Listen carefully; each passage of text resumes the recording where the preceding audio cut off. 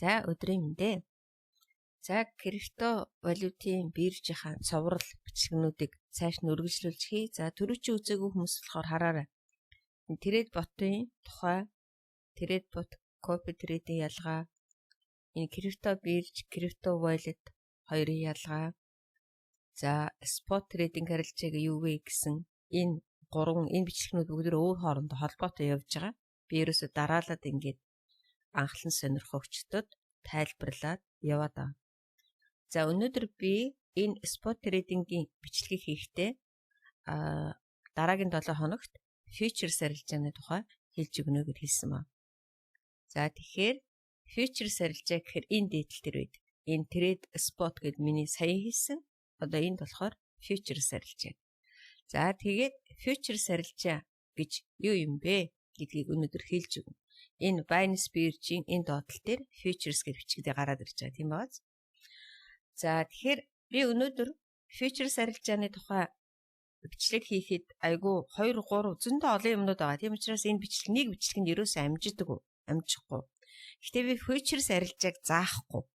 Тэгээ энэ нэгдүгээр ч futures арилжааг би заахгүй. Угаасаа хүмүүс futures арилжаа гэдэг юу юм бэ?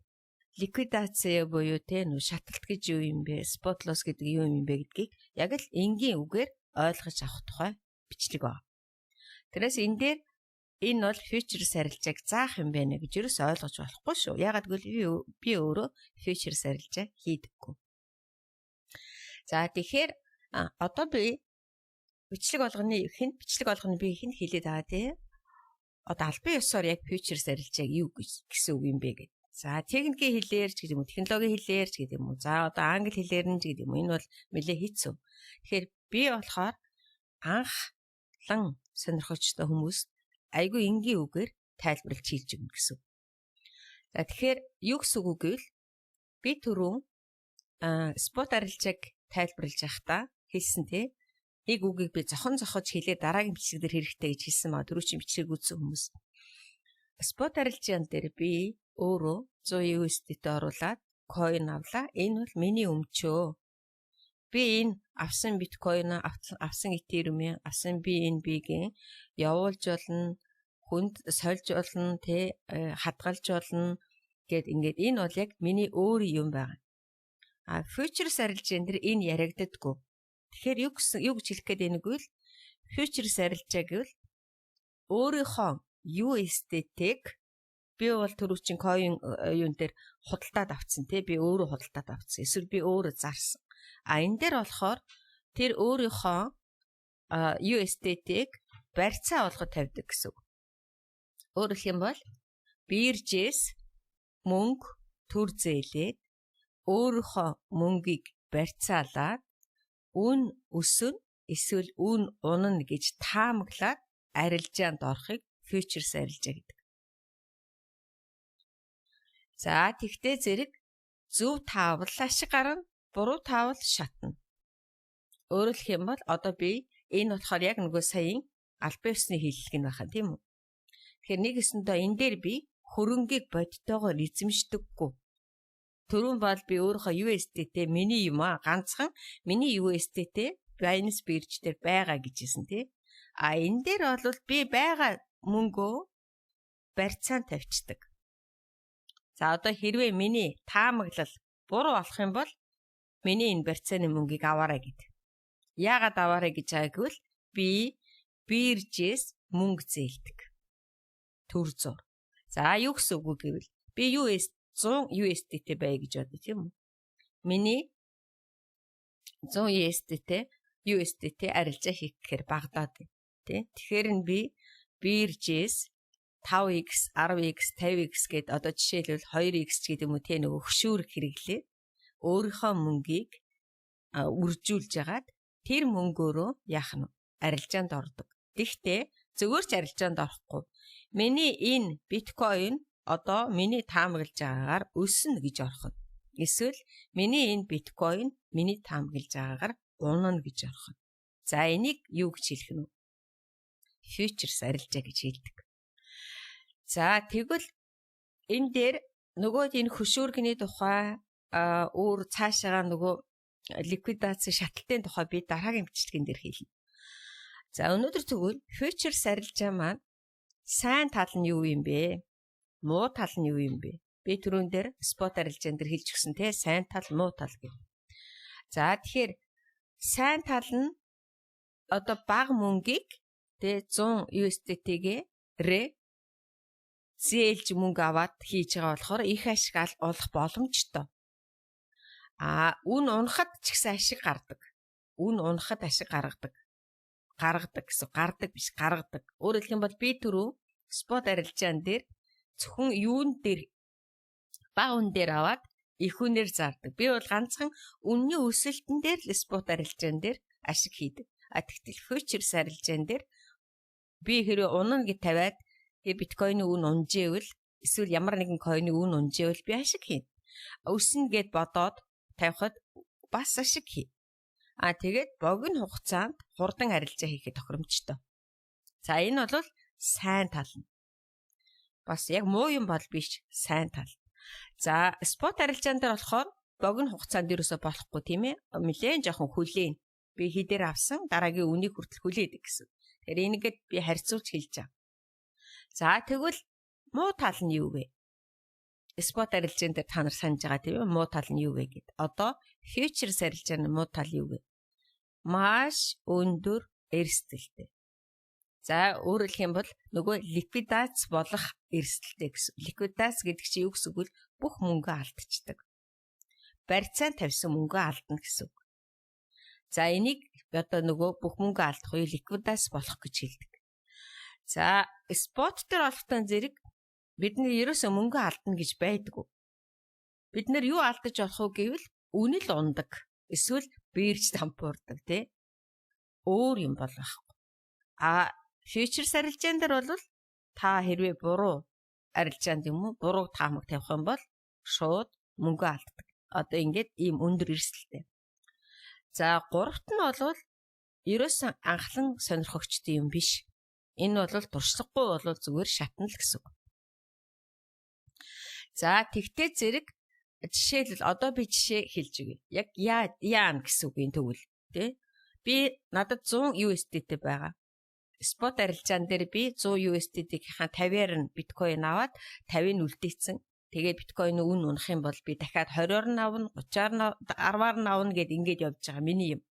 Энэ дээр болохоор би 50 USDT-гээ нөгөө нэг хөшөөрөг 50 гэдэг нь одоо жишээлбэл би 10x-ийн хөшөөрөг 50 гэх юм бол 100 USDT-гээ 10x-ийн хөшөөрөг тавиад 1000 USDT юм шиг арилжаанд ордог. Би 1000 USDT байгаа юм шиг арилжаанд орно гэсэн.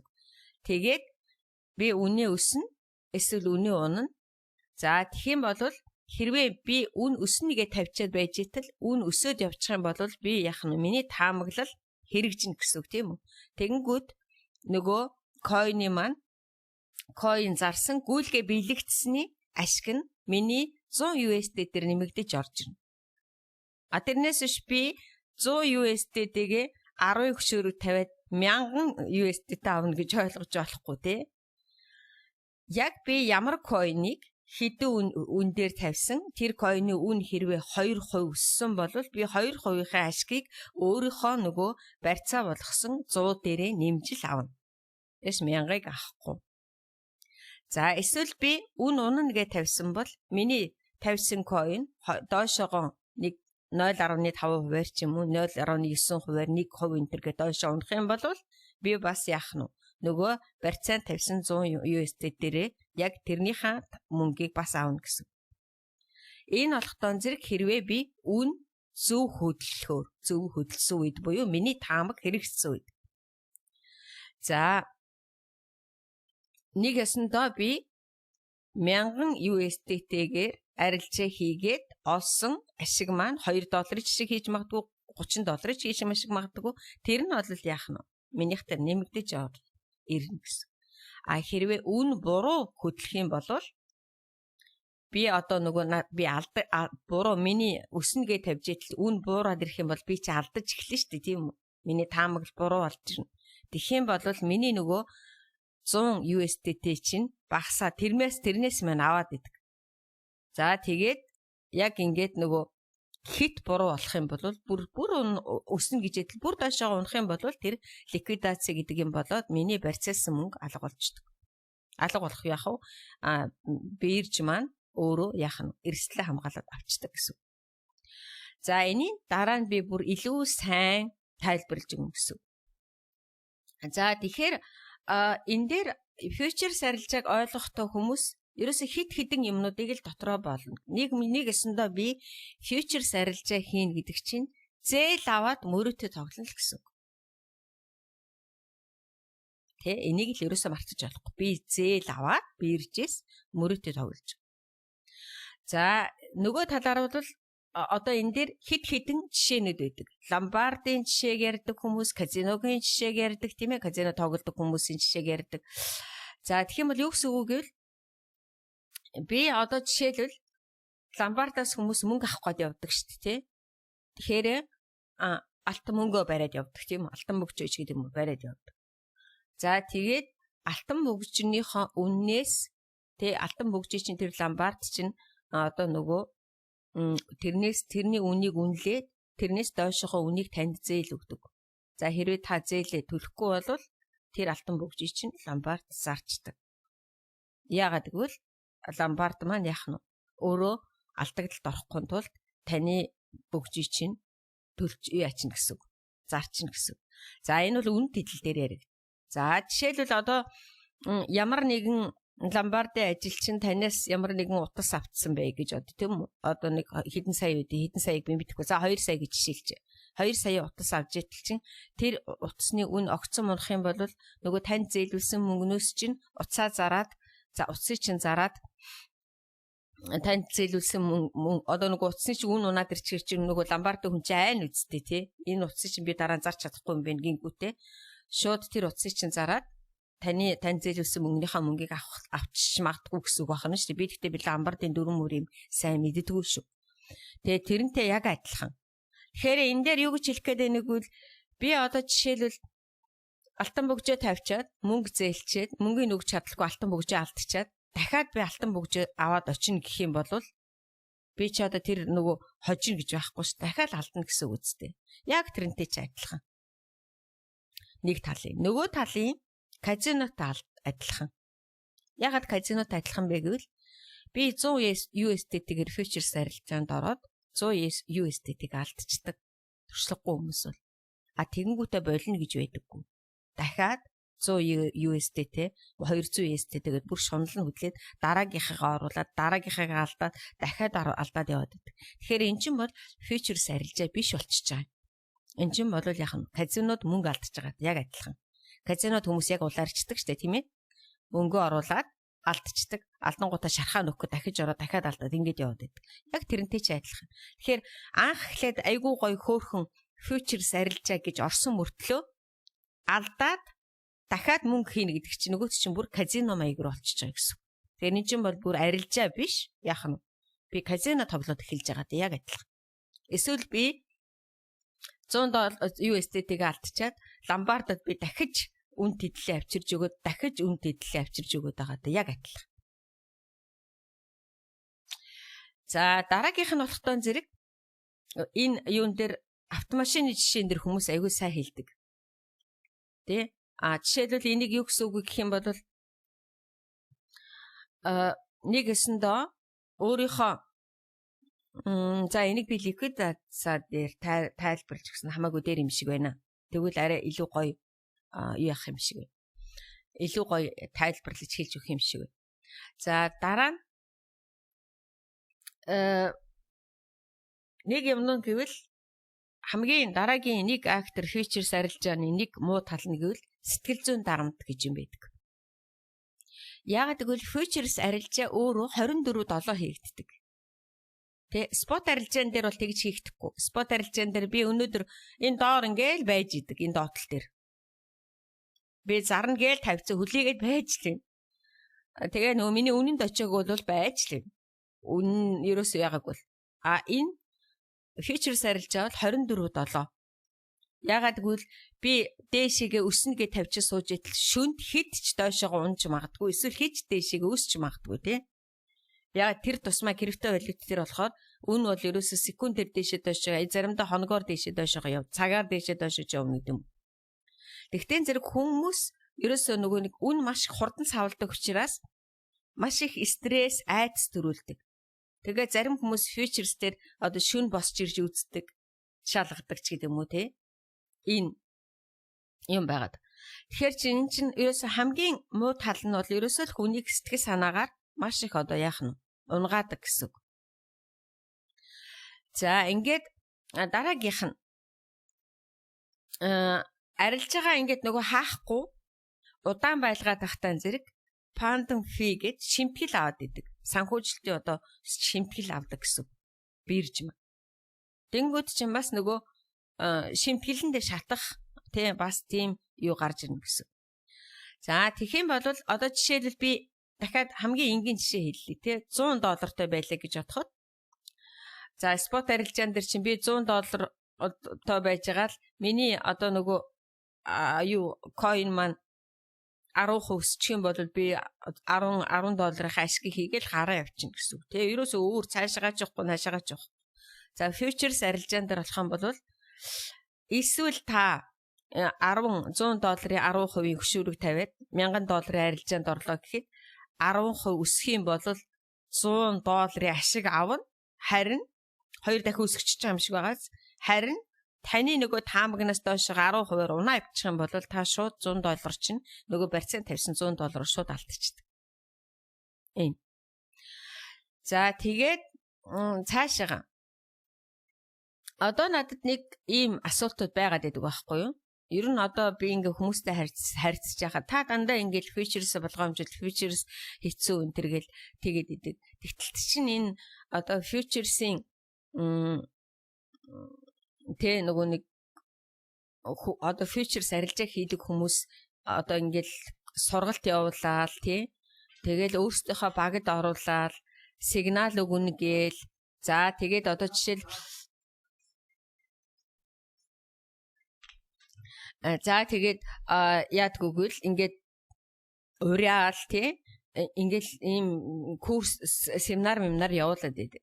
Тэгэхээр би тэр futures арилжаа хийж байгаа хүмүүсийн одоо нөгөө сургалт явуулж байгааг буруутгах гэж хэлээгүй. Маш их туршлагатай трейдерүүд, маш их туршлагатай одоо олон жилийн 10 жилийн 20 жилийн туршлагатай хүмүүсийн ном тэ энэ анализ хийдэг юмнууд энийг яаж тавьбил зөв байх вэ стратегийн заадаг юмнууд зөндөө баг.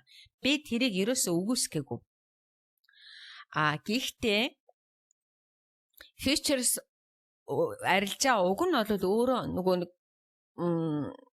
стратеги зөв хийгээд ингээд тэгэхээр тэргүй дэлхийн нийтээр л энэ futures арилжаа хийж байгаа. Үгүйсгэх гэж би ерөөсөө хэлээгүй. Гэхдээ одоо нэг ийм үг байдаг шээ тий. Анхааруулга авцсан бол алддаггүй гэж. Анхааруулга төрүүлээд авцсан бол хүн ер нь алддаггүй гэж. Тэгэхээр чин futuresийн тэр уриалаад байгаа хүмүүсийг ойлгох юм. Хин юм бэ? Энэ хүн яагаад уриалаад байгаа юм бэ гэдгийг ойлгоно. За энийг одоо би өнөөдөр тайлбарлаад өгөөд. Энэ бол referral-ийн одоо хамгийн том шалтгаан нь referral-ийн линк. Referral-ийн линк гэдэг чинь юу гэсэн үг вэ? Futures арилжаанд орж байгаа хүмүүс доод өөрийнхөө referral линкээр хүмүүсийг урьдаг. За тэгэхээр би одоо жишээлбэл би ч гэсэн referral линкээ тавьдаг тий. Гэхдээ би futures хийдэггүй. Spot арилжааны referral-а тавьдаг. Referral линкээр орсны дараа миний доор илсэн хүмүүс арилжаа хийж эхэлнэ гэсэн үг. Тэ? Одоо жишээлбэл би хин нэгэн хүний futures арилжааны линкээр ороод ялангуяа одоо тэр нэг хүмүүс багмаг бүрдүүлээд идэв штэ. За тэр линкээр би биржид ороод тэгээд би арилжаа хийж эхэлнэ. Миний алдах, хожих бол тэр referral-а өгж өрсөн хүнд ердөөсөө хамаач авахгүй. Юу гэвэл одоо энийг сайн сорой. Миний арилжааны шимтгэлийн хувийг тэр өрсөн referral-аараа өрсөн хүнд өгдөг. За тэгэх юм бол би хэдий чиний арилжаа хийн, хэдий чиний шатна, хэдий чиний олно. Тэрнээс нь тэрний нөгөө нэг арилжааны хувиас нь миний тэр дээр байгаа рефералыг хүн авах нь штэ. За одоо жишээлбэл би өдөрт нэг 10 удаа futures арилжаа хий гэж бодъё. Энэ бол жишээ шүү. Би өдөрт 10 удаа futures арилжаа хийн гэдэг чинь за ойролцоогоор тийм ээ зүгээр ингээд жишээ авахад би нэг арилжаанаас одоо юу гэдэг тэр 10 удаагийн арилжаанд би 1 USDT-гийн шимтгэл төлнө гэсэн үг. Тэгэхээр чинь би энийг өсөндөө за өдөр болгон би 10 хийн гэж байхгүй л дээ хийхдээ л нөгөө ойлгуулахад амархан байхын тулд би өнөөдөр 10-ыг хийлээ. $1 шимтгэл төллөө. Маргааш 10-ыг хийлээ. $1 шимтгэл төллөө гэсэн үг байна шүү дээ. За бүр улаарах юм бол бүр хэдийг ч төлчих магадгүй тийм үү? Улаарад мөнгө алдангуудаа хэдийг ч төлж магадгүй. За тэгэх юм бол ойролцоогоор би өдөрт нэг гэх юм бол сардаа би 300 USDT-гийн төлбөр төлнө гэсэн үг. Шимтгэл төлнө гэсэн үг биржид. Тэгвэл тэр шимтгэл төлсөн миний мөнгнөөс одоо хэдэн хувийн 20% ч гэдэг юм 30% тэр реферал авдаг. Намайг урьсан хүн авдаг. Ойлгож байна уу? Тэгэх юм бол за жишээлбэл би 300-гийн 30%-ийг рефералынхаа нөгөө илсэн хүндээ ордог гэж үзэх юм бол тэр намайг урьсан хүн 90 USDT-гийн ашигтай байна гэсэн үг. Цэвэр орж ирнэ гэсэн үг тэр хүнд. Миний шатсан уу ашигтай байх уу тэр хүнд огт хамаагүй. Хэдий ч нэ би илүү олон их арилжаа хийн, тэдий ч нэ би их шимтгэл төлнө. Тэр шимтгэлнээс тэдэн хувь нь тэр хүн яах нь нөгөө реферал авдаг хүнд орж ирдэг. Тэгэхээр рефералаа өгж байгаа тэр нөгөө нэг туршлагатай фьючерсийн арилжаа хийдэг хүмүүс бол 2 дүртэй байх нь шүү дээ. Нэг дүр нь болохоор одоо яг жинхэнэ мэрэгжлийн байх олон жил хийсэн туршлагатай байна. А нэг дүр нь болохоор өөрөө одоо 10 арилжаа хийгээл 7-гийн ерөөсөө нуудаг хүнд хилдэггүй. За 2-ыг ингээд алхасна гэсэн үг тий. Тэгээд нэгхэн ашигтай ажилласныгаа л ашигтай өөрийнхөө хийсэн арилжааг хүмүүст харуулдаг гэсэн үг. Өөр айгүй бол тэр 10 арилжааныхаа 7 дээр нь алдсан ч гэж магадгүй. Тий? 2 дээр нь 1 дээр нь 2 дээр нь ашигтай ажилласан бол тэр 2 ашигтай ажилласныгаа хүмүүст хилдэг гэсэн үг. Би энд ингээд ашигтай ажилласан байна гэд. За тэгвэл тэр рефералаар урьж байгаа хүмүүс яагаад биднэрт те үннээ хилдэггүй. Тэгвэл би ингээд алдсан шүү. Би одоо 10 арилжаа хийснээс 7-ыг нь алдсан гэж яагаад хилдэггүй. Яагаад тэгвэл миний доор орсон хүмүүс рефералаар орсон хүмүүсийн итгэлийг алдахгүй тулд. Яагаад гэвэл би чинь аюу мундаг фьючерс арилжаа хүн би Дубайд байртай би тэдэн сая төгрөгтэй гэдэг хэлсэн хүн чинь би ингээд алдсан гэхээр хүмүүс нь итгэл алдна. Үн чи ойлгохтой фьючерс хүн биш штэ гэж бодно үстэй. Дараа нь итгэлээ алдна гэдэг чинь тэр хүнийг хүмүүс дагахаа болно. Хүмүүс дагахаа болно гэдэг чинь нөгөө рефералын орлого багасна гэсэн. Яагаад гэвэл тэрний доор хэлсэн хүмүүс арилжаа хийхгүй байна гэдэг чинь нөгөө рефералын орлого нь тэр хүнд орж ирэхгүй гэсэн. Тийм учраас ашигтай байгаагаа хүмүүст хэлээд ашиггүй буюу алдсныгаа хүмүүст хэлдэггүй. Энэ ихний тохиолдол. Дараагийн тохиолдол нь болохоор өөрсдөө хуурдаг. Одоо ингээд фьючерс арилжаа хийгээд байгаа хүмүүс өөрсдөө хуурдаг. Яаж хуурдаггүй гэвэл энэ бол туршлагагүй хүмүүстээр бас айгүй мэдэгддэг. Яагаад гэвэл яг ингээд ашигтай ажиллаад байгаа юм шиг харагддаг. Гэвч ерөнхий дүнгээрээ өөрөө болохоор арилжаанаасаа нэг 50 USDT-ийг л ашиг олсон бол рефералаасаа 700 USDT-ийг ашиг олсон байх боломжтой. Яагаад гэвэл хэдий чинээ орилсон, хэдий чинээ хүн доороо эсвэлнэ, хэдий чинээ тэр доор байгаа хүмүүс бужигнана гэсэн үг шүү дээ, тийм ээ. Тэгэхээр тэр олон бужигнсан хүннээс энэ хүн өөрийнхөө хийсэн арилжаанаас илүү ашиг олдог гэсэн. Тэгэнгүүтээ тэр рефералаас олсон ашигаа өөрөө их би мундаг юм шиг гэж өөрийгөө одоо тооцоолно гэсэн үг. Тэгээд тэрийг би одоо их мундаг трейдер гэж доод хүмүүстэй ойлгуулах нь шүү. За тэгэхээр тэгвэл би энэ нэг талаар бол энэ байж болох зүйл. Хин ч гэсэн нэрэ миний доор илсэн хүмүүс арилжаа хийгээд би тэрнээс хөөрхөн жоохон мөнгө олоод байвал хиндээ сайн. Тийм үү? Ялангуяа сургалт хийдэг хүмүүс ялангуяа сургалтынхаа мөнгийг авна, дээр нь рефералсаа мөнгө авна. Тэгэд нэг ёсондоо бас тэдэр чинь хөдөлмөрлөж байгаа гэсэн. За нөгөө талаар рефералыг уриалж байгаа future сарилжаа хийхийг уриалж байгаа хүмүүсийг тухайн хүн өөрөө таних ёстой. Энэ үнэхээр мэрэгжлийн сайн трейдер юм уу? Энэ хүний туршлага нь хэдэн жилийн? Энэ хүн хэдэн жилийн future сарилжаа хийсэн? Ном гаргасан юм уу? Сургалт нь сайн юм уу, муу юм уу? Тэгээ энэ хүн тэрийг яах нь вэ? Тэгжээж тэр хүний одоо доор илсгэн. Тэр нөгөө талд нь ашиг хонжоо хайсан. Одоо жишээлбэл би өстой миний 100% би сигнал өгнө. Ёстой яг л би энэн дээр өнөөдөр ингээл би long 50 энэ дээр би short 50 гэл ингээд орилоод орж ирээд дагаал пар гэл унах юм бол ингэж орилж байгаа хүн бол ерөөсөө эсвэл энэ бол хэвээр амьдралд ганцхан олдог боломж гэл тийм бүхэл энэ YouTube юунуудаар ингээд бүхэл одоо юугаар олон нийтийн сүлжээгээр тараагаал тэгэл одоо манай баг бидний баг бол ерөөсөө үргэлж сайн ажилдаг гэл ингээд орилоод хашгираад яваад байх юм бол бас асуудалтай байх. Ягаад гэвэл тэр хүн хэдий чи нэ одоо юу гэдэг хүн урайлан дуудаж доороо илсүүлнэ. Тэр доор нь илсэн хүмүүс хэдий ч нэ алдан тэрнийхэн хэрээр рефералаас мөнгө авдаг. За тэгтээ зэрэг энэ бол нэг эсэндээ ингэж урьдаг хүмүүс болохоор бизнес хийж аал гэсэн үг. Тэ энэ бол хатуу боловч үнэн.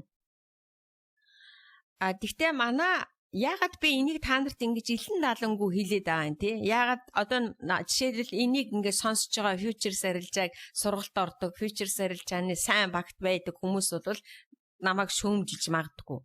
Юуг солиороод байгаа юм те? Тийм ерөөсөй байхгүй гэж. Гэвч миний бичлэг бол өөрөө дөнгөж шин орж байгаа хүмүүст зориулагддаг учраас тэр хүмүүс маань эн чинь future сарилж байгааг сурталчилж хүмүүс чи хоёр янз байд юм байна. Нэг нь үнэхэрийн сайн мэдлэгтэй хүмүүс юм уу, олон жилийн туршлагатай хүмүүс байдаг. Нөгөөдөл нь бол ингэж эннээс мөнгө олох зорилготой хоёр янзын хүн байд юм байна нэгдүгээр. Хоёрдугаарт гэвэл би өөрөө алхир туршлагатай билээ тийм гэдгээсээ бас айгүй шалтгаална гэсэн. За тэгтээ зэрэг одоо би дүгнээд хэлээтэй тийм үү? Дахиад би эхнийхээ өгүүлбэрийг хэлье. Биржээс мөнгө төр зээлээд өөрийнхөө мөнгийг барьцаалаад үн өсөх юм уу эсвэл үн унана гэж таамаглаад арилжаанд орохыг фьючерс арилжаа гэж хэлнэ. Тэгэхээр энэ дээр бол таны бодит орлого ерөөсөй байхгүй гэсэн. Тэ? Би зүгээр л одоо ийм л арилжаанд орох гэж байна. За ингээд өнөөдөр яг энэ фьючерс арилжаа юу юм бэ гэдгийг би та нарт өнөөдөр хэлээд өгчлөө. Тэгэхээр түрүүчийнхаа спот арилжааныг сонссон хүмүүс энэ фьючерс арилжаа хоёрын хоорондын ялгааг толгой дотор сайн бодорой. Ийм юм бэ. За одоо энийг сонсож байгаа хүмүүс бол надтай маргалдаж эхэлнэ тийм үү? Spot loss юу гэдэг лээ нөгөө юу тавина штэ гэл. Юу гэж хэлдэг лээ. Long нөгөө дүүгээ мартчихлаа дэм ярьж байгаа. Stop loss тавина штэ. Тэ дээшгээ 50 доошогоо 50 гэд ингээд яриад эхэлнэ тийм үү. Тэгэхээр чин дараагийн удаа энэ одоо shorts гэж юу юм те long гэж юу юм ликвидацийн хизээ болдیں۔ Тэгвэл тэр нөгөө нэг stop loss нь яагаад ажилдгүй юм? Тэ stop loss-та мөртлөө би яагаад шатчихдیں۔ Инээ тэрэг эднэр чинь болоод бүр тусдаа лимитээр орохоор яадیں, маркетаар орохоор яадیں гэл ингээд хөшөөрөгнүүдийн тухай ингээд арай өөр юмнуудын тухай би ярьж эхэлнэ гэсэн. Тэгтээ зэрэг энэ дээр тэрийг би дараагийн бичлэгэн дээр арай жоохон дэлгэрүүлээ тайлбарлаад өгнө. Тэгэхээр фьючерс арилжааг дотроо одоо манайхан ч спот арилжаагаа хийж сураагүй мөртлөө фьючерс арилжаа хийждээ штэ. Тэгэхээр чи сонирн байгаа зү тий. Спот арилжаагаа хийж чадах мөртлөө фьючерс арилжаа хийждэг байхгүй юу? Тэгэхээр чин сая миний өгүүлбэрийг толгойдоо бүр айгүй сайн тогтоож ав. Нөгөө энэ дээр чи өгнүүд амар эвгүй өгнүүд байгаа шүү. Зээлээд мөнгөө барьцаалаад тэгээд таамаглаад. Тэгэхээр чин тийм ч их амар биш. За ингээд би өнөөдрийнхөө бичлэгийг дуусгая. Тэгээ ямар ч байсан та нар өнөөдөр futures арилжааг тийм байд юм гээд ойлгоцсон байх. Тэгээ би нэг хэд хоногийн дараа ликвидаци гэж яг юу юм бэ те? Шаталт гэж юу юм бэ? Хизээд нь шатчихдээ, яагаад шатчихдээ те? Шатахгүй байх боломж байдгүй үгүй юу гэдгийг хэлээд өгье. За тэгээд намайг дэмжиж лайк дараад миний төрүүчийн бичлэгнүүдийг үзээд энэ крипто энэ бичлэгийг үзсэн, лайк дарсан хүмүүст маш их баярлалаа. Надад нэг 18 лайк байна. 20 болгочихвол ихсэн. За энд бирж крипто wallet хоёрын хоорондын юуг зааж өгсөн ба энд copy trading trade bot-ын тухай үзүүлсэн байгаа. Эднэрийг та нар ингээд дараалаад сонсоод яваад байгаараа. Тэгээ хамгийн гол нь нөгөө нэг сайн ингээд толгойдоо бодох хэрэгтэй. Яг үл ингээд эхлээд сонсоход ойлгомжгүй байгаад идэг. Тэгээд нэр ийм биш гэдэг тэгээд ингээд бодоод ах юм бол би энэ futures арилжааг юм марчим. Энэ бол яг тоглоом биш. Би түрүүний хэлсэн шүү дээ. Ламбард ч юм шиг, казино ч юм шиг эсвэл одоо өөр юу гэдэг те. Нэг л тийм нэг эвгүй юм байгаад байгаа үстэй те. Тэгээд тийм болохоор ингээд сайн толгойдоо бодоод тэгээд дараагийн бичлэг хүлээж агаараа би тэгээд нэг боломжиндоо дараагийн бичлэгээ оруулъя. За бүгдэнд амжилт баяр та.